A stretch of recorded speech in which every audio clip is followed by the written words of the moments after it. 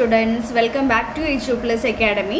ഇന്ന് നമ്മൾ സോഷ്യോളജിയുടെ ചാപ്റ്റർ 19 ആണ് ഇന്നത്തെ ക്ലാസ്സിൽ ഡിസ്കസ് ചെയ്യുന്നത്.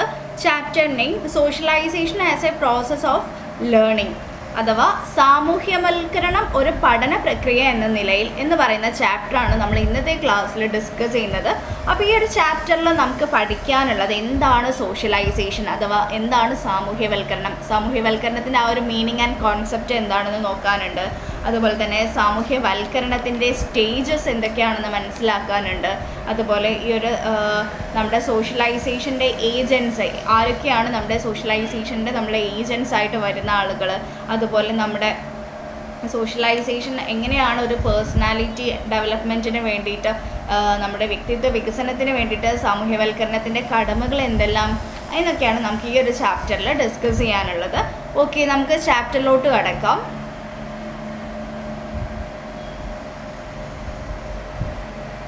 ഓക്കെ, ഫസ്റ്റ് ഇവിടെ ഒരു ചെറിയൊരു ഡെഫിനിഷൻ കൊടുത്തിട്ടുണ്ട്. സോഷ്യലൈസേഷൻ്റെ ഡെഫിനിഷൻ ഓഫ് സോഷ്യലൈസേഷൻ നോക്കാം. വ്യക്തികൾ ഗ്രൂപ്പിൻ്റെ മാനദണ്ഡങ്ങളുമായി പൊരുത്തപ്പെടാൻ പഠിപ്പിക്കുന്ന പ്രക്രിയയാണ് സാമൂഹ്യവൽക്കരണം.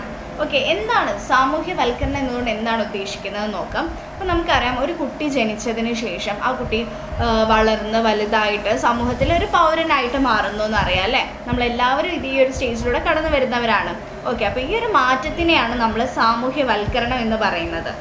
ഓക്കെ, അപ്പോൾ നമുക്കതൊരു കുട്ടിയെ സംബന്ധിച്ച് നോക്കുകയാണെങ്കിൽ ആ ഒരു കുട്ടി ആ ഒരു സമൂഹത്തിൽ നിന്ന് എന്താണ് ഒരുപാട് കാര്യങ്ങൾ എന്തൊക്കെയോ പഠിച്ചെടുക്കുന്നുണ്ട് ആ ഒരു സാമൂഹ്യ ജീവി എന്ന നിലയ്ക്ക്. അപ്പോൾ അങ്ങനെയാണ് ഒരു കുട്ടി ഒരു സാമൂഹ്യ ജീവിയായി മാറുന്നത്. ആ സമൂഹത്തിൻ്റെ ആ ഒരു ചുറ്റുപാടിൻ്റെയും ആ കുട്ടിയുടെ വീട്ടിൽ നിന്നും ഒക്കെ എന്താണ് കുറേ കാര്യങ്ങൾ ഗ്രാസ്പ് ചെയ്തെടുക്കുന്നുണ്ട്.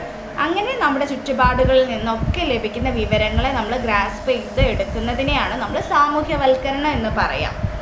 ഓക്കെ, മറ്റൊരു രീതിയിൽ പറയുകയാണെങ്കിൽ സാമൂഹ്യവൽക്കരണം എന്നാൽ എന്താണ്? മനുഷ്യനെ ഒരു സാമൂഹ്യ ജീവിയായി സമൂഹത്തിന് ഉതകുന്ന രീതിയിൽ വാർത്തെടുക്കുന്ന ഒരു പ്രക്രിയയാണ് സാമൂഹ്യവൽക്കരണം. ഓക്കെ, അപ്പോൾ അത് മനസ്സിലാക്കി വെക്കുക. എന്താണ് സാമൂഹ്യവൽക്കരണം എന്ന് പറഞ്ഞാൽ? സാമൂഹ്യവൽക്കരണം എന്നാൽ ഒരു മനുഷ്യനെ ഒരു സാമൂഹ്യ ജീവിയെ സമൂഹത്തിന് ഉതകുന്ന രീതിയിൽ വാർത്തെടുക്കുന്ന ഒരു പ്രക്രിയയാണ് സാമൂഹ്യവൽക്കരണം. ഓക്കെ, അപ്പോൾ ആ ഒരു ഡെഫിനേഷൻ മനസ്സിലാക്കി വെക്കുക കേട്ടോ. ഓക്കെ, നമുക്കിനി ഇവിടെ നോക്കാനുള്ളത് ഈ ഒരു concept and meaning of socialisation ആണ്. നോക്കാം. ശിശു ലോകത്തിൽ ജനിക്കുന്നത് ഒരു ജൈവ വസ്തുവായിട്ടാണ്. അതിന് മൃഗീയമായ ആവശ്യങ്ങളുണ്ട്. ആ ശിശു പതുക്കെ സാമൂഹ്യ ജീവിയായി വാർത്തെടുക്കപ്പെടുന്നു. അവൻ പ്രവർത്തിക്കുന്നതിനും അനുഭവിക്കുന്നതിനുമുള്ള സാമൂഹ്യ രീതികൾ പഠിക്കുന്നു. സാമൂഹ്യ ജീവിയെ വാർത്തെടുക്കുന്ന പ്രക്രിയ ഇല്ലാതെ സമൂഹത്തിന് തുടരാനാവില്ല, സംസ്കാരത്തിന് നിലനിൽക്കാനാവില്ല, വ്യക്തിക്ക് ആളാകാനും സാധ്യമല്ല. അപ്പോൾ ഈ ഒരു പ്രക്രിയയുടെ പേരാണ് സാമൂഹ്യവൽക്കരണം. അപ്പോൾ എന്താണ് ആ ഒരു മീനിങ്ങിൽ പറയുന്നത്? സോഷ്യലൈസേഷൻ്റെ സാമൂഹ്യവൽക്കരണം എന്ന് പറഞ്ഞാൽ എന്താണ്? ഒരു ശിശു ഒരു ചെറിയ കുട്ടി ജനിക്കുന്ന സമയത്ത് ആ ഒരു ജൈവ വസ്തു ആയിട്ടാണ് ജനിക്കുന്നത്. അപ്പോൾ ആ ഒരു കുട്ടിക്ക് എന്താണ് കുറേ ആവശ്യങ്ങളുണ്ട്. ആ കുട്ടിക്ക് എന്താണ് ആ ഒരു ചെറിയ കാലഘട്ടത്തിൽ എന്താണ് ചെറുപ്പത്തിൽ എല്ലാ വീട്ടുകാരുടെയും കുടുംബങ്ങളുടെയും ഒക്കെ എന്താണ് സഹായം പിന്തുണയൊക്കെ ആ കുട്ടിക്ക് ആവശ്യമുണ്ട്. അപ്പോൾ ആ കുട്ടി എന്താണ് പതുക്കെ വളർന്ന് ആ ഒരു സാമൂഹ്യ ജീവിയായിട്ട് വാർത്തെടുക്കപ്പെടുകയാണ് ചെയ്യുന്നത്. അപ്പോൾ ആ കുട്ടിക്ക് വേണ്ട എല്ലാ രീതിയിലുള്ള ആവശ്യങ്ങൾ നിറവേറ്റുന്നതിന്, ആ കുട്ടിയുടെ കാര്യങ്ങൾ അറിയുന്നതിന്, ആ കുട്ടിക്ക് പൊതുസമൂഹത്തിലോട്ട് എന്തൊക്കെയാണ് നടക്കുന്നതെന്നൊക്കെ മനസ്സിലാക്കി കൊടുക്കുന്നത് ആരാണ്? ആ കുട്ടിയുടെ വീട്ടുകാരാണ്. അപ്പോൾ ഈ ഒരു തുടരെ ആ കുട്ടി അനുഭവിക്കുന്നതിനുള്ള കുറേ സാമൂഹ്യ രീതികൾ ആ കുട്ടി പഠിക്കുന്നുണ്ട്. അതുപോലെ എന്താണ് ഈ ഒരു സാമൂഹ്യ ജീവിയായിട്ട് വാർത്തെടുക്കുന്ന ഒരു പ്രക്രിയ ഇല്ലാതെ നമ്മുടെ സമൂഹത്തിന് എന്താണ് മുന്നോട്ട് പോകാനാവില്ല. അല്ലെങ്കിൽ എന്താണ് സമൂഹം അവിടെ സ്റ്റക്കായി പോകും. ഈ ഒരു സംസ്കാരത്തിനും ഈ ഒരു സംസ്കാരത്തിന് നിലനിൽക്കാൻ ആവില്ല. എന്തുകൊണ്ട്? ഈ ഒരു കുട്ടി അവിടെ സ്റ്റക്കായി നിൽക്കുകയാണെങ്കിൽ ആ ഒരു സംസ്കാരത്തിന് നിലനിൽക്കാനോ ഈ ഒരു പ്രക്രിയ തുടർന്ന് പോകാനോ സാധ്യമല്ല. അപ്പോൾ ഈ ഒരു പ്രക്രിയയുടെ ആ ഒരു കുട്ടിയെ സമൂഹത്തിന് ഉതകുന്ന രീതിയിൽ വാർത്തെടുക്കുന്ന ആ ഒരു പ്രക്രിയയാണ് നമ്മൾ സാമൂഹ്യവൽക്കരണം എന്നതുകൊണ്ട് ഉദ്ദേശിക്കുന്നത് കേട്ടോ. ഓക്കെ, അപ്പോൾ അതാണ് അതിൻ്റെ കോൺസെപ്റ്റ് ആൻഡ് മീനിങ്. ഇനി നമുക്ക് നോക്കാനുള്ളത് നെക്സ്റ്റ് ഒരു ടോപ്പിക്കാണ് റിലേഷൻഷിപ്പ് ബിറ്റ്വീൻ എൻകൾച്ചറേഷൻ ആൻഡ് സോഷ്യലൈസേഷൻ. അപ്പോൾ എന്താണ് ഈ ഒരു എൻകൾച്ചറേഷൻ എന്ന് നമുക്ക് നോക്കാം. ഒരു തലമുറയുടെ സാംസ്കാരിക വശങ്ങളും രീതികളും അടുത്ത തലമുറ പഠിക്കുന്ന രീതിയാണ് എൻകൾച്ചറേഷൻ. അപ്പോൾ എന്താണ് പറയുന്നത് എൻകൾച്ചറേഷൻ എന്ന് പറഞ്ഞാൽ ഒരു തലമുറയുടെ സാംസ്കാരിക വശങ്ങളും രീതികളും അടുത്ത തലമുറ പഠിക്കുന്ന ആ ഒരു രീതിയാണ് നമ്മൾ എൻകൾച്ചറേഷൻ എന്ന് പറയാം. ഇത് വഴിയായി പുതു രീതികൾ തലമുറകൾ തോറും കൈമാറ്റം ചെയ്യപ്പെടുന്നു. പ്രത്യേകിച്ചും സാംസ്കാരികവും മൂല്യാധിഷ്ഠിതവുമായ കാര്യങ്ങൾ സമൂഹത്തിൽ ഉണ്ടാകുന്ന മാറ്റങ്ങൾക്കൊപ്പം സാംസ്കാരിക വശങ്ങളും പിന്തുടരാനും അതോടൊപ്പം അവ നിലനിർത്താനും എൻകൾച്ചറേഷൻ സഹായിക്കുന്നു. ഇപ്പോൾ സാമൂഹ്യവൽക്കരണം പൂർണ്ണതയിൽ എത്താൻ എൻകൾച്ചറേഷൻ കൂടിയേ തീരുള്ളൂ. ഉദ്ദേശിക്കുന്നത് എന്താണ്, ഒരു തലമുറയുടെ സാംസ്കാരിക വശങ്ങളും രീതികളും അതുപോലെ അത് അടുത്ത തലമുറ പഠിക്കുന്ന ആ ഒരു രീതിയാണ് നമ്മൾ എൻകൾച്ചറേഷൻ എന്ന് പറയാം. അപ്പോൾ ഇതുവഴിയായിട്ട് എന്തൊക്കെയാണ് നമ്മുടെ പുതിയ രീതികളൊക്കെ തലമുറകൾ തോറും കൈമാറ്റം ചെയ്യപ്പെടുന്നുണ്ട്. അതുപോലെ അതിൽ പ്രത്യേകിച്ചും കൈമാറ്റം ചെയ്യപ്പെടുന്ന കാര്യങ്ങൾ എന്തൊക്കെയാണ്, നമ്മുടെ സാംസ്കാരികവും അതുപോലെ മൂല്യാധിഷ്ഠിതവുമായിട്ടുള്ള കാര്യങ്ങളൊക്കെ എന്താണ് മറ്റുള്ള തലമുറകളിലേക്കും കൈമാറ്റം ചെയ്യപ്പെടുന്നുണ്ട്. അപ്പോൾ ഇതെന്താണ്, നമ്മുടെ സമൂഹത്തിൽ ഉണ്ടാകുന്ന എല്ലാ മാറ്റങ്ങൾക്കൊപ്പം എന്താണ് ഈ ഒരു സാംസ്കാരിക വശങ്ങളൊക്കെ പിന്തുടരാനും അതോടൊപ്പം എന്താണ് അതൊക്കെ നമ്മുടെ സമൂഹത്തിൽ നിലനിന്ന് പോകാനൊക്കെ ഈ ഒരു എൻകൾച്ചറേഷൻ സഹായിക്കുന്നുണ്ട്. ഓക്കെ, അങ്ങനെയാണ് ഈ ഒരു സാമൂഹ്യവൽക്കരണം നമ്മുടെ പരിപൂർണതയിലെത്താൻ എൻകൾച്ചറേഷൻ കൂടിയേ തീരൂ എന്ന് പറയുന്നത്. ഓക്കെ, ഇനി നമുക്ക് നോക്കാനുള്ളത് സ്റ്റേജസ് ഓഫ് സോഷ്യലൈസേഷൻ. ഇനി സോഷ്യലൈസേഷൻ്റെ വിവിധ ഘട്ടങ്ങളാണ് നമുക്ക് മനസ്സിലാക്കാറുള്ളത്. അപ്പം നമ്മൾ പറഞ്ഞു സോഷ്യലൈസേഷൻ എന്ന് പറഞ്ഞാൽ എന്താണ്, സാമൂഹ്യവൽക്കരണമാണ്. ഈ ഒരു സാമൂഹ്യവൽക്കരണം എന്നതുകൊണ്ട് എന്താണ് ഉദ്ദേശിക്കുന്നത് ഞാൻ ഒന്നുകൂടെ റിപ്പീറ്റ് ചെയ്യുകയാണ്. നിങ്ങൾ ഈ ഒരു കോൺസെപ്റ്റ് മനസ്സിൽ വെച്ചിട്ട് വേണം ഈ ഒരു സ്റ്റേജസ് നമ്മൾക്ക് പഠിച്ചെടുക്കാൻ കേട്ടോ. അപ്പോൾ ഈ ഒരു സോഷ്യലൈസേഷൻ എന്ന് പറയുമ്പം നമ്മുടെ ലോകത്ത് ഒരു ശിശു ജനിക്കുന്നത് ജൈവ വസ്തുവായിട്ടാണെന്ന് പറഞ്ഞു. പിന്നീട് ആ ഒരു ശിശു പതുക്കെ സാമൂഹ്യ ജീവിയായിട്ട് വാർത്തെടുക്കപ്പെടുകയാണ് ചെയ്യുക. അപ്പോൾ ഈ ഒരു വ്യക്തികളൊക്കെ എന്താണ്, അവരുടെ സമൂഹത്തിൻ്റെയോ അല്ലെങ്കിൽ സംസ്കാരത്തിൻ്റെയോ ഒക്കെ നമ്മുടെ മൂല്യങ്ങൾ, മാനദണ്ഡങ്ങൾ, നമ്മുടെ പെരുമാറ്റങ്ങൾ, വിശ്വാസങ്ങൾ ഇതൊക്കെ എന്താണ് ആ ഒരു ശിശു പഠിച്ചെടുക്കുകയാണ് ചെയ്യുക വളരും തോറും. പിന്നെ നമ്മുടെ ഈ ഒരു നമ്മൾ ചെയ്യുന്ന ഓരോ പ്രക്രിയകളുണ്ട്. നമ്മുടെ സാമൂഹ്യവൽക്കരണം എന്ന് പറയുമ്പോൾ എന്തൊക്കെയാണ്, ഒരു വ്യക്തിയുടെ വ്യക്തിത്വം, പിന്നെ നമ്മുടെ പെരുമാറ്റം, നമ്മുടെ സാമൂഹിക കഴിവുകൾ എന്നിവയൊക്കെ രൂപപ്പെടുത്തുന്നതിൽ സാമൂഹികവൽക്കരണത്തിന് ഒരു വലിയ പങ്കുണ്ട് കേട്ടോ. അപ്പോൾ ഈ ഒരു കോൺസെപ്റ്റ് മനസ്സിൽ വെച്ചിട്ട് വേണം നമ്മൾ ഈ ഒരു സ്റ്റേജസ് മനസ്സിലാക്കാൻ. ഓക്കെ, അപ്പോൾ ഒരു കുട്ടി വളർന്നു വരുന്നത് മുതലുള്ള ആ ഒരു കാലഘട്ടങ്ങളായിട്ട് നമ്മൾ ഈ ഒരു സ്റ്റേജസ് ആയിട്ട് തരം തിരിച്ചിട്ടുള്ളത്. ഓക്കെ, അപ്പോൾ നമുക്ക് 1 by 1 ആയിട്ട് നോക്കാം. 4 സ്റ്റേജസ് ആണ് ഉള്ളത്. അപ്പോൾ ഇതിൽ വരുന്ന ഫസ്റ്റ് സ്റ്റേജ് ആണ് ഇൻഫൻറ്റ് സോഷ്യലൈസേഷൻ അഥവാ ശൈശവ സാമൂഹ്യവൽക്കരണം. ശൈശവ സാമൂഹ്യവൽക്കരണം എന്ന് പറയുമ്പോൾ എന്താണ്, ശൈശവ കാലഘട്ടത്തിൽ ശിശു അതിജീവിക്കുന്ന സാമൂഹിക സാംസ്കാരിക ചുറ്റുപാടുകളിൽ നിന്നും പഠിക്കുകയും ആ സാഹചര്യങ്ങളുമായി ഇടപഴകുകയും ചെയ്യുന്നു. അതുപോലെ ശിശുക്കൾക്ക് എല്ലാ കാര്യങ്ങൾക്കും എന്താണ് മറ്റുള്ളവരെ ആശ്രയിക്കേണ്ടി വരും. അപ്പോൾ ആദ്യത്തെ ഏറ്റവും ഫസ്റ്റ് വരുന്ന ഒരു സ്റ്റേജാണ് ഇൻഫൻറ്റ് സോഷ്യലൈസേഷൻ, നമ്മുടെ ശൈശവ സാമൂഹ്യവൽക്കരണം. ഒരു കുട്ടി ജനിച്ച് വരുന്നതിന് ശേഷം എന്താണ് ആ ഒരു കുട്ടിക്ക് എന്താണ് എല്ലാ കാര്യങ്ങൾക്കും മറ്റുള്ളവരെ ആശ്രയിക്കേണ്ടി വരും. അപ്പോൾ മറ്റുള്ളവരാണ് ആ കുട്ടിക്ക് വേണ്ട എല്ലാ ഹെൽപ്പും അതുപോലെ എല്ലാ കാര്യങ്ങൾ ഉപദേശിച്ച് നൽകുന്നതും എല്ലാ തരത്തിലുള്ള പിന്തുണയും നൽകുന്നത് ആരാണ്, അവരുടെ ഫാമിലി പാരൻസ് ഒക്കെയാണ്. അപ്പോൾ മറ്റുള്ളവരെ ഡിപ്പെൻഡ് ചെയ്യുന്ന ആ ഒരു കാലഘട്ടത്തിൽ നമ്മൾ എന്താണ് ശൈശവത്തിൽ തന്നെ കുട്ടികൾ എന്താണ് മാതാപിതാക്കളെയാണ് ആശ്രയിക്കുന്നത്. അപ്പോൾ കുട്ടികൾ ചുറ്റുപാടുകളിൽ നിന്നൊക്കെ പഠിച്ചെടുക്കുന്നു, മാതാപിതാക്കളിൽ നിന്നൊക്കെ കാര്യങ്ങൾ ഗ്രാസ്പ് ചെയ്തെടുക്കുകയാണ് ചെയ്യുന്നത്. ഓക്കെ, അപ്പോൾ ശൈശവ കാലഘട്ടത്തിൽ ശിശു അതിജീവിക്കുന്ന സാമൂഹിക സാംസ്കാരിക ചുറ്റുപാടുകളിൽ നിന്നും ഒക്കെ പഠിച്ചെടുക്കുന്ന ആ ഒരു സാഹചര്യങ്ങളുമായിട്ട് ഇടപഴകുകയൊക്കെ ചെയ്യുന്ന ഒരു കാലഘട്ടമാണ് ഈ ഒരു ശൈശവ സാമൂഹ്യവൽക്കരണം ഫസ്റ്റ് വരുന്ന സ്റ്റേജ്. ആൻഡ് സെക്കൻഡ് വരുന്ന സ്റ്റേജാണ് ചൈൽഡ് സോഷ്യലൈസേഷൻ. ചൈൽഡ് സോഷ്യലൈസേഷൻ എന്ന് പറഞ്ഞാൽ ബാല്യ സമൂഹവൽക്കരണം. ഈ ഒരു ബാല്യ സാമൂഹ്യവൽക്കരണം എന്ന് പറഞ്ഞാൽ 3 വയസ്സ് മുതൽ 13 വയസ്സ് വരെയാണ് ഈ ഒരു ബാല്യ സാമൂഹ്യവൽക്കരണം. ആ ഒരു കാലഘട്ടം നോക്കുക, 3 വയസ്സ് മുതൽ 13 വയസ്സ് വരെയുള്ള ആ ഒരു കാറ്റഗറിയിൽ വരുന്ന കുട്ടികളെയാണ് നമ്മൾ ഈ ഒരു ബാല്യകാലം എന്ന് പറയുന്നത്. അപ്പോൾ ആ ഒരു ബാല്യ സാമൂഹ്യവൽക്കരണത്തിലൂടെ എന്തൊക്കെയാണ് കുട്ടികൾക്ക് ഈ ഒരു കാലഘട്ടത്തിൽ അയൽപക്കവുമായിട്ട് ഇടപഴകുവാൻ തുടങ്ങുന്നതോടൊപ്പം അതുപോലെ കുട്ടികളെ സുഹൃത്തുക്കളെ സമ്പാദിക്കാനൊക്കെ തുടങ്ങുന്ന ആ ഒരു കാലഘട്ടമാണ് ഈ ഒരു ചൈൽഡ് സോഷ്യലൈസേഷൻ്റെ കാലഘട്ടം. കുട്ടികൾക്ക് ഫ്രണ്ട്സ് ഉണ്ടാവുന്നുണ്ട്, അതുപോലെ നെയ്ബേഴ്സൊക്കെ ആയിട്ട് കുട്ടികൾ ഇടപഴകാനൊക്കെ സ്റ്റാർട്ട് ചെയ്യുന്ന ഒരു പ്രായമാണ് ആ ഒരു 3 വയസ്സ് മുതൽ 13 വയസ്സ് വരെയുള്ള കാലഘട്ടത്തിൽ. അപ്പോൾ അവിടെ നിന്നൊക്കെ കൂടുതൽ കാര്യങ്ങൾ കുട്ടികൾ അറിയുന്നു, ചുറ്റുപാടുകളിൽ നിന്നും കുട്ടികൾ മനസ്സിലാക്കുന്നു, അയൽപക്കക്കാരുമായിട്ട് ഇടപഴകുന്നു, അതുപോലെ കുട്ടികൾക്ക് സുഹൃത്തുക്കളെ ലഭിക്കുന്നു. അപ്പോൾ ഈ ഒരു കാലഘട്ടം ഈ ഒരു സാമൂഹ്യവൽക്കരണത്തിൻ്റെ ഒരു സ്റ്റേജാണ്. അപ്പോൾ ഈ കുട്ടികൾ എന്താണ് സ്കൂളിലൊക്കെ അവർ മറ്റു കുട്ടികളുമായിട്ട് അതുപോലെ അധ്യാപകരുമായിട്ടൊക്കെ ഇടപഴകുന്ന കാലഘട്ടമാണ്. ഓക്കെ, അപ്പോൾ ഇതൊക്കെ ഈ കുട്ടികളെ സാമൂഹികവൽക്കരണത്തിലോട്ട് എത്തുന്ന ആ ഒരു ടൈമാണ് ഈ ഒരു ചൈൽഡ് സോഷ്യലൈസേഷൻ എന്ന് പറയുന്നത്. ഓക്കെ, ഇതാണ് സെക്കൻഡ് സ്റ്റേജ്. ഫസ്റ്റ് സ്റ്റേജ് വന്നിട്ട് ഇൻഫൻറ്റ് സോഷ്യലൈസേഷനാണ്. അത് ശൈശവ സാമൂഹ്യവൽക്കരണം. അതിൽ കുട്ടികൾ എന്താണ് എല്ലാ കാര്യങ്ങൾക്കും മാതാപിതാക്കളെയാണ് ആശ്രയിച്ചുകൊണ്ടിരുന്നത്.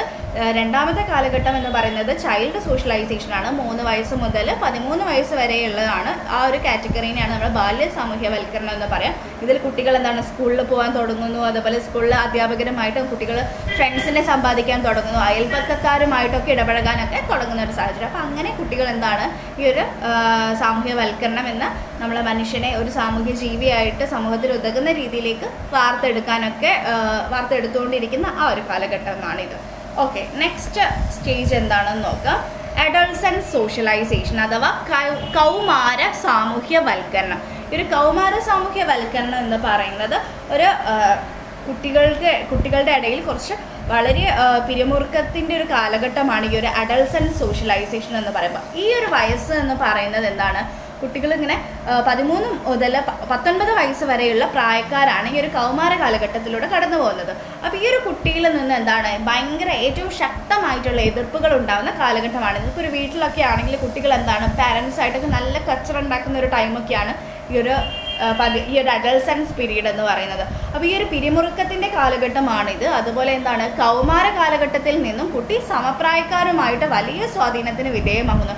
അപ്പോൾ ഈ ഒരു കാലഘട്ടത്തിൽ ഈ ഒരു 13 മുതൽ 19 വയസ്സ് വരെ കുട്ടികൾക്ക് ഫ്രണ്ട്സ് എന്ന് പറഞ്ഞിട്ടുള്ള ആ ഒരു ഇതായിരിക്കും.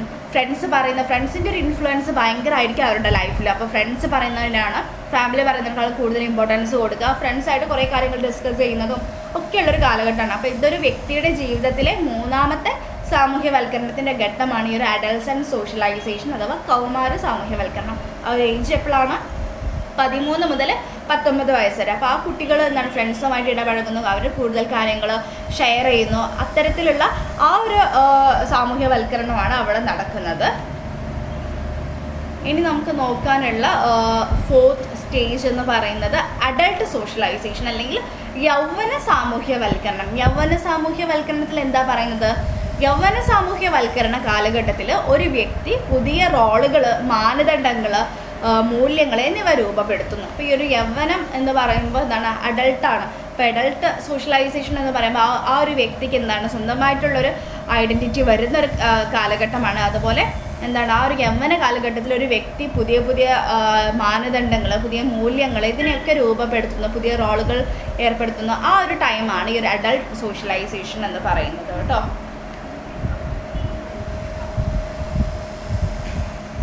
എന്ന് പറഞ്ഞത്. അപ്പോൾ നമ്മൾ 4 സ്റ്റേജസ് ആണ് പറഞ്ഞിട്ടുള്ളത്. ഇൻഫൻറ്റ് സോഷ്യലൈസേഷൻ, ശൈശവ സാമൂഹ്യവൽക്കരണം. സെക്കൻഡ് സ്റ്റേജ് ചൈൽഡ് സോഷ്യലൈസേഷൻ, ബാല്യ സാമൂഹ്യവൽക്കരണം. 3rd സ്റ്റേജ് ആയിരുന്നു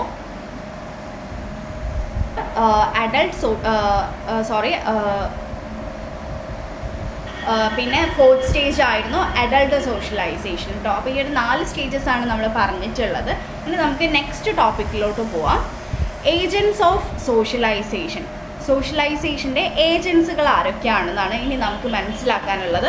നെക്സ്റ്റ് ടോപ്പിക് ഇതൊരു ഇമ്പോർട്ടൻ്റ് ആയിട്ടുള്ളൊരു ഏരിയാസാണ്. ഇത് നമുക്ക് നോക്കാം ഏതൊക്കെ ഏജൻസുകളാണ് നമ്മളെ ഇൻഫ്ലുവൻസ് ചെയ്യുന്നതെന്ന് നോക്കാം. അപ്പോൾ ഫസ്റ്റ് വൺ കുടുംബമാണ് അഥവാ ഫാമിലി. ഇപ്പോൾ ഫാമിലിക്കാണ് ആദ്യത്തെ റോള് ഏജൻ്റായിട്ട്. നമ്മുടെ സാമൂഹ്യവൽക്കരണം നമ്മളൊരു ശൈശവം മുതൽ എടുക്കുകയാണെങ്കിൽ സാമൂഹ്യവൽക്കരണത്തിന് ഏറ്റവും കൂടുതൽ ഇൻഫ്ലുവൻസ് വഹിക്കുന്ന ഒരാളെന്ന് പറയുന്നത് നമ്മുടെ ഫാമിലി തന്നെയാണ്.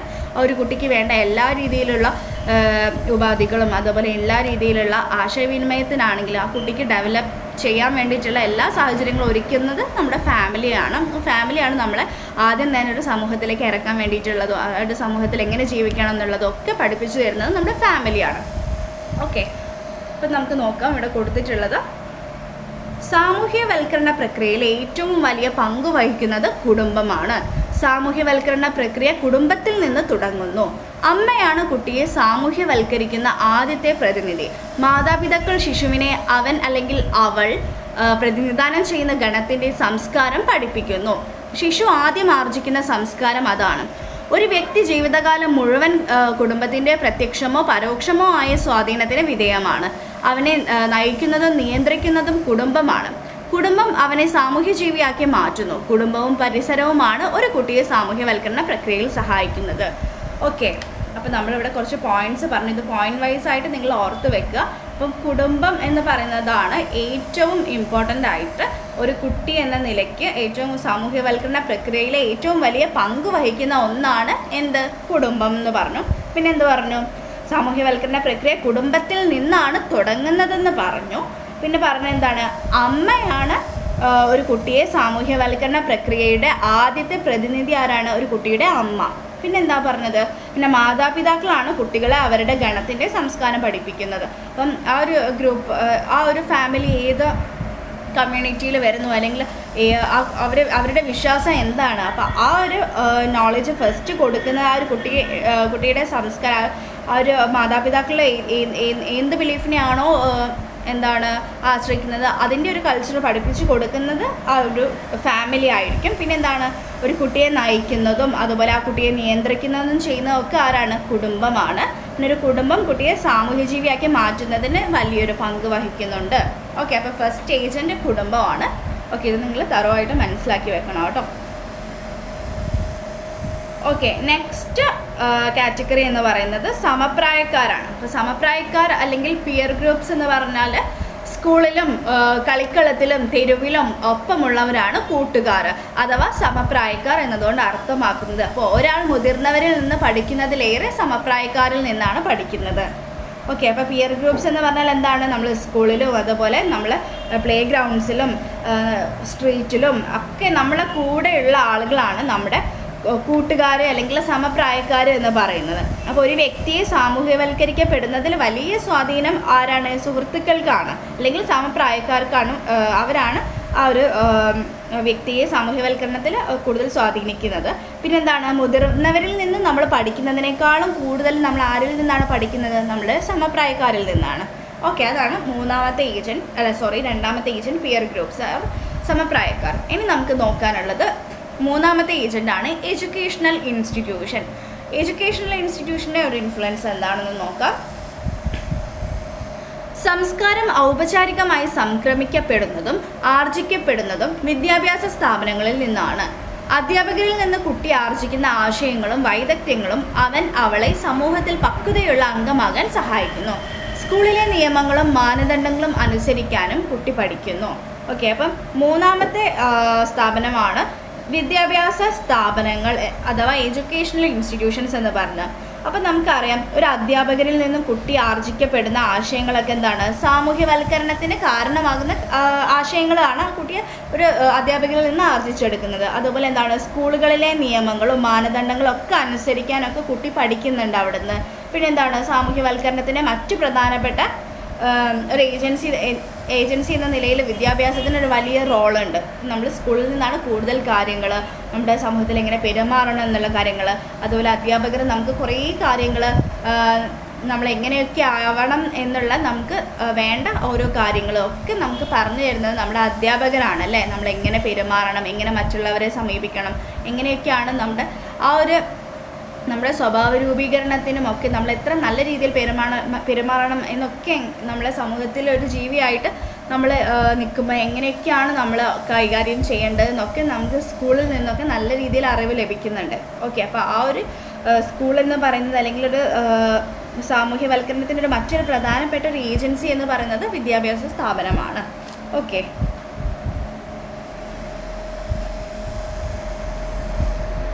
ഇനി നെക്സ്റ്റ് നമുക്ക് നോക്കാനുള്ളത് അടുത്ത കാറ്റഗറി എന്ന് പറയുന്നത് ബഹുജന മാധ്യമങ്ങൾ, ആശയവിനിമയം, മാസ് മീഡിയ കമ്മ്യൂണിക്കേഷനാണ് ഇനി നെക്സ്റ്റ് നമുക്ക് നോക്കാനുള്ളത്.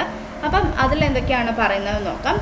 ദിനപത്രങ്ങൾ, ആനുകാലികങ്ങൾ, പാഠപുസ്തകങ്ങൾ, റേഡിയോ, ടെലിവിഷൻ തുടങ്ങിയവ നമ്മെ വിവരങ്ങൾ ശേഖരിക്കാൻ സഹായിക്കുന്നു. അവ നമ്മുടെ സമീപനങ്ങളെയും കാഴ്ചപ്പാടുകളെയും സ്വാധീനിക്കുന്നു. മാധ്യമങ്ങൾക്കും അവയിലൂടെ ആർജിക്കുന്ന വിവരങ്ങൾക്കും ആധുനിക സമൂഹത്തിൽ ഏറെ പ്രാധാന്യമുണ്ട്.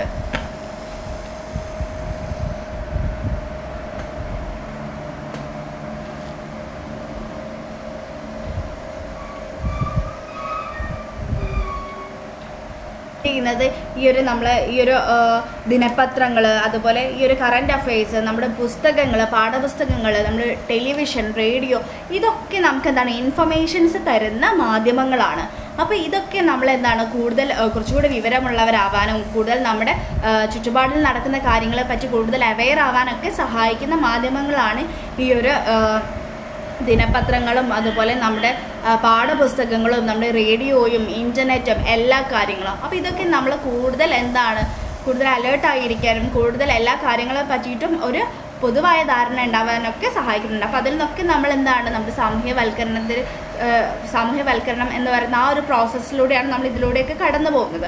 അപ്പോൾ അവ നമ്മുടെ എല്ലാ സമീപനങ്ങളെയും അതുപോലെ നമ്മുടെ കാഴ്ചപ്പാടുകളെയൊക്കെ ഇൻഫ്ലുവൻസ് ചെയ്യുന്നുണ്ട് ഈ ഒരു മാധ്യമങ്ങൾ എന്ന് പറയുന്നത്. ഈ ഒരു മാധ്യമങ്ങൾക്ക് അവയിലൂടെ നമ്മൾ ആർജിക്കുന്ന വിവരങ്ങൾക്കൊക്കെ ആധുനിക സമൂഹത്തിൽ ഏറെ പ്രാധാന്യമുണ്ട്. ഓക്കെ, ഇതൊക്കെ നമ്മുടെ സാമൂഹ്യവൽക്കരണത്തിൻ്റെ ആ ഒരു സ്റ്റേജസിൽ കടന്നു വരുന്ന കാര്യങ്ങളാണ്. നെക്സ്റ്റ് നമുക്ക് നോക്കാനുള്ളത് മതമാണ്. അപ്പം മതം എങ്ങനെയാണ് നമ്മൾ സാമൂഹ്യവൽക്കരണത്തിൽ സഹായിക്കുന്ന ഒരു ഏജൻ്റായിട്ട് പ്രവർത്തിക്കുന്നത് നമുക്ക് നോക്കാം. മതം എന്ന് പറഞ്ഞാൽ സാമൂഹ്യവൽക്കരണത്തിന് മതം വളരെ പ്രധാനപ്പെട്ട ഏജൻസിയാണ്.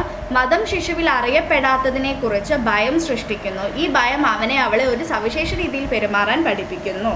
അപ്പം മതം എന്ന് പറയുമ്പോൾ എങ്ങനെയാണ് റിലീജിയൻ എങ്ങനെയാണ് നമ്മുടെ സാമൂഹ്യവൽക്കരണ പ്രക്രിയയിൽ മതത്തിന് വലിയൊരു പങ്കുണ്ട്. അപ്പോൾ മതം ഓരോ വ്യക്തിയിൽ ഒരു ഭയം സൃഷ്ടിക്കുന്നുണ്ട്. അതുപോലെ ഈ ഒരു ഭയം വ്യക്തിയെ ഒരു സവിശേഷ രീതിയിൽ പെരുമാറാൻ പഠിപ്പിക്കുന്നു. അപ്പം ഏതൊരു മതമാണെങ്കിലും എന്താണ് പഠിപ്പിക്കുന്നത്? നമ്മൾ തിന്മയിലോട്ട് പോകരുത്, നമ്മൾ പാപം ചെയ്യരുത്, നല്ല രീതിയിൽ മുന്നോട്ട് പോകണം, നല്ലൊരു വ്യക്തിത്വത്തിനുടമയാവണം എന്നൊക്കെയാണ് ഏതൊരു മതവും പറഞ്ഞു തരാം. ഓക്കെ, അപ്പോൾ ആ ഒരു മതത്തിൻ്റെ ഇൻഫ്ലുവൻസിലൂടെ നമുക്ക് ആ ഒരു പേടിയുണ്ടാവും. നമ്മൾ തെറ്റ് ചെയ്താൽ നമുക്ക് പ്രശ്നമാണെന്നുള്ളൊരു ധാരണ നമുക്ക് വരും. അപ്പോൾ ആ ഒരു രീതിയിലുള്ള ഒരു പർട്ടിക്കുലർ രീതിയിൽ അവർ പെരുമാറാനും അതുപോലെ എന്താണ് നല്ലത് എന്താണ് ചീത്തത് എന്നൊക്കെയുള്ള ഒക്കെ ഓരോ മതം പഠിപ്പിക്കുന്നുണ്ട്. ഓക്കെ, അപ്പോൾ ആ ഒരു ഇൻഫ്ലുവൻസും ഒരു സാമൂഹ്യവൽക്കരണത്തിന് നമ്മളെ സഹായിക്കുന്നുണ്ട്. ഓക്കെ, ഇനി നെക്സ്റ്റ് വരുന്നതാണ് നിയമം അഥവാ ലോ. ഇപ്പോൾ ലോ എന്ന് പറയുമ്പോൾ എങ്ങനെയാണ് നോക്കാം. ആധുനിക സമൂഹത്തിൽ സാമൂഹ്യ നിയന്ത്രണത്തിന് ഏറ്റവും ശക്തമായ ഔപചാരിക ഉപാധിയാണ് നിയമം. അപ്പം നിയമം എന്ന് പറയുന്നത് നിയമങ്ങൾ അനുസരിക്കൽ ഏതൊരു പൗരൻ്റെയും കടമയാണ്. അപ്പം അങ്ങനെ ചെയ്യുക വഴി സാമൂഹ്യവൽക്കരണം നടത്തുന്നു. അപ്പം നിയമം വളരെ വലിയൊരു റോള് വഹിക്കുന്നുണ്ട് നമ്മുടെ സാമൂഹ്യവൽക്കരണത്തിന്. അപ്പം നമ്മുടെ ആധുനിക സമൂഹത്തിൽ സാമൂഹ്യ നിയമത്തിന് വലിയ പങ്കുണ്ട്. നമ്മുടെ നിയമങ്ങൾ അനുസരിക്കലൊക്കെ ഏതൊരു വ്യക്തിയുടെയും കടമയാണ്. നിയമം എന്ന് പറഞ്ഞാൽ എല്ലാവർക്കും ഈക്വലായിട്ട് ഒരുപോലെ ബാധകമായിട്ടുള്ള ഒരു കാര്യമാണ് നിയമം എന്ന് പറയുന്നത്. അപ്പോൾ ആ ഒരു നിയമത്തെ അനുസരിക്കുക എല്ലാ വ്യക്തികളുടെയും കടമയാണ്. അപ്പോൾ ഇതൊരു വ്യക്തിയിൽ സാമൂഹ്യവൽക്കരണത്തിലേക്ക് ഇടയാക്കുന്നുണ്ട് ഈ ഒരു നിയമം. ഓക്കെ, നെക്സ്റ്റ് വരുന്നതാണ് കീഴ്വഴക്കങ്ങൾ എന്ന് പറഞ്ഞാൽ എന്താണെന്ന് നോക്കാം.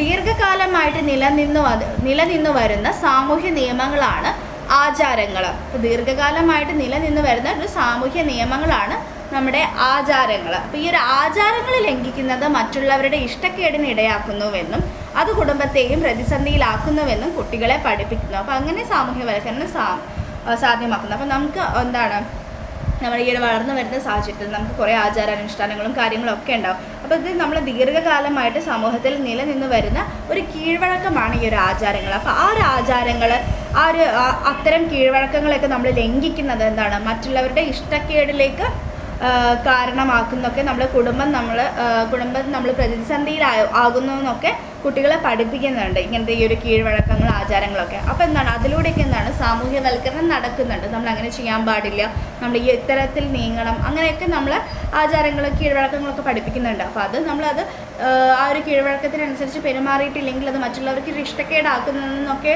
മനസ്സിലാക്കി കൊടുക്കുന്നുണ്ട്. അതുകൊണ്ട് തന്നെ നമുക്കിതൊക്കെ നമ്മുടെ ഈ ഒരു സാമൂഹ്യവൽക്കരണത്തിന് നമ്മളെ ഒരു ഒരു സാമൂഹ്യ ജീവിയായിട്ടൊരു സമൂഹത്തിന് ഉതകുന്ന ഒരു വ്യക്തിയാക്കി മാറ്റാൻ വേണ്ടിയിട്ട്, അല്ലെങ്കിൽ സമൂഹത്തിന് ഉതകുന്ന രീതിയിൽ നമ്മളെ വാർത്തെടുക്കുന്ന ഈ ഒരു പ്രക്രിയകൾ, ഈ ഒരു ഏജൻറ്റുകളൊക്കെ എന്താണ് പ്രവർത്തിക്കുന്നുണ്ട്. അപ്പോൾ എന്തൊക്കെയാണ് ആ ഒരു ഏജൻസികളെ നമ്മൾ പറഞ്ഞിട്ടുള്ളത്?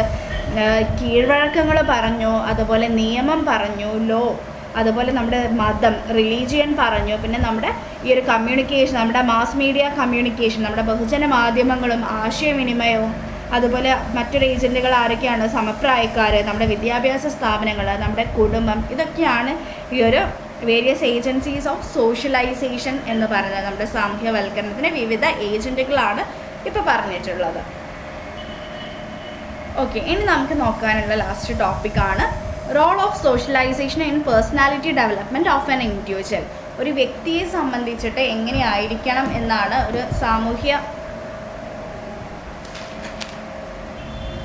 വ്യക്തിത്വ വികാസത്തിൽ സാമൂഹ്യവൽക്കരണത്തിൻ്റെ ആ ഒരു കടമകൾ എന്തെല്ലാം എന്നാണ് നമ്മുടെ അടുത്ത് ചോദിച്ചിട്ടുള്ളത്.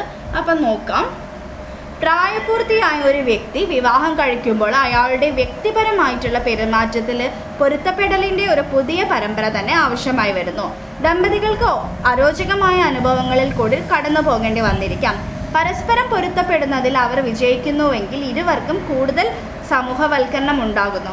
സമൂഹവൽക്കരണം പരാജയപ്പെട്ടാൽ ദാമ്പത്യ ദുഃഖവും വിവാഹമോചനവും മറ്റുമായിരിക്കും ഫലം. അപ്പോൾ വ്യക്തി സമൂഹവുമായുള്ള സംസർഗത്തിൽ നിന്നും പഠിക്കുന്നു എന്ന് സാമൂഹ്യവൽക്കരണ പ്രക്രിയയെ പറ്റി ചുരുക്കി പറയാം. ജനങ്ങൾക്കൊപ്പം അവരുടെ ഇടയിൽ വെച്ച് നടക്കുന്ന പ്രക്രിയയാണ് സാമൂഹിക സ്ഥിതിവിശേഷങ്ങൾ പഠിക്കുക എന്നത്. അതുകൊണ്ട് അത് സാമൂഹ്യ ബന്ധങ്ങളുമായിട്ട് എപ്പോഴും ബന്ധപ്പെട്ടിരിക്കുന്നു. അപ്പം നമുക്കറിയാം, ഒരു വ്യക്തിത്വ വികാസത്തിൻ്റെ കേസിൽ എടുക്കുകയാണെങ്കിൽ നമ്മുടെ സാമൂഹ്യവൽക്കരണത്തിന് കുറച്ച് കടമകളുണ്ട്. അതെന്ന് വെച്ചാൽ എന്താണ്? നമ്മളൊരു പ്രായപൂർത്തിയായിട്ടുള്ള ഒരു വ്യക്തി ഒരു വിവാഹ ബന്ധത്തിലോട്ട് കിടക്കുമ്പോൾ എന്താണ്, ഒരു വ്യക്തി മറ്റൊരു വ്യക്തിയുമായിട്ട് എന്താണ് ഇടപഴകി ജീവിക്കുകയാണ്. അപ്പോൾ അവരുടെ രണ്ടുപേരും രണ്ട് ഇൻഡിവിജ്വൽസാണ്, രണ്ട് സ്വഭാവ രീതിയിലുള്ള ആളുകളാണ്. അപ്പോൾ അവർ നല്ല രീതിയിലുള്ള ഒരു സാമൂഹ്യവൽക്കരണത്തിലൂടെ നല്ല രീതിയിൽ വാർക്കപ്പെട്ടിട്ടുള്ള രണ്ട് വ്യക്തിത്വങ്ങളാണെങ്കിൽ അവർക്ക് രണ്ടുപേർക്കും നല്ല രീതിയിൽ പെരുമാറി മുന്നോട്ട് ജീവിക്കാൻ പറ്റുന്നതായിരിക്കും. അപ്പോൾ ഒരു ദമ്പതികൾക്ക് അല്ലെങ്കിൽ എന്തെങ്കിലും ഒരു ഇഷ്ടക്കേടായിട്ടുള്ള എന്തെങ്കിലും ഒരു അനുഭവങ്ങളിൽ കൂടിയൊക്കെ കടന്നു പോകേണ്ടിയൊക്കെ വരാം. പക്ഷെ അവരെന്താണ്, പരസ്പരം പൊരുത്തപ്പെടുന്നതിലൂടെയാണ് അവരത് വിജയിക്കുന്നത്. അപ്പോൾ ആ ഒരു രണ്ട് ഇൻഡിവിജ്വൽസിൻ്റെയും കാഴ്ചപ്പാടുകളും കാരണങ്ങൾ എന്താണ്, അവർ ജീവിച്ചു വന്ന സാഹചര്യങ്ങളെല്ലാം എന്താണ് നല്ല രീതിക്കാണെങ്കിൽ, അല്ലെങ്കിൽ ഒരു നല്ല രീതിയിലുള്ളൊരു സാമൂഹ്യവൽക്കരണത്തിലൂടെയാണ് കടന്നു വന്നിരുന്നതെങ്കിൽ അവർക്ക് നല്ല രീതിയിലൊക്കെ ജീവിക്കാൻ പറ്റും. അതൊക്കെ നമ്മുടെ വ്യക്തിത്വ വികസനത്തിലൊക്കെ എന്താണ് ഈ ഒരു സാമൂഹ്യവൽക്കരണത്തിന് വലിയൊരു പങ്ക് തന്നെയാണുള്ളത്. അപ്പോൾ ഒരു വ്യക്തി എന്താണ് നമ്മുടെ